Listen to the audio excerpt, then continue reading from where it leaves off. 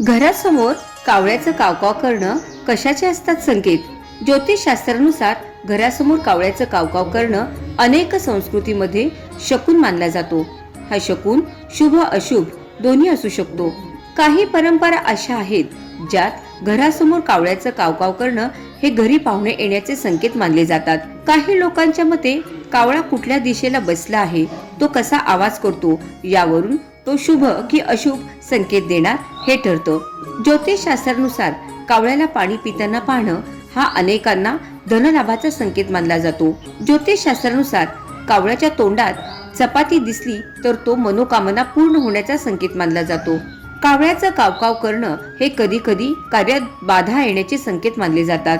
हे शारीरिक आणि आर्थिक नुकसानीचे सुद्धा संकेत असू शकतात. वैज्ञानिक दृष्टिकोनातून कावळा सामाजिक आणि बुद्धिमान पक्षी आहे. तो आवाजाच्या माध्यमातून आपल्या सहकाऱ्यांना धोक्याचे आणि इतर घडामोडींबद्दल सूचित करतो.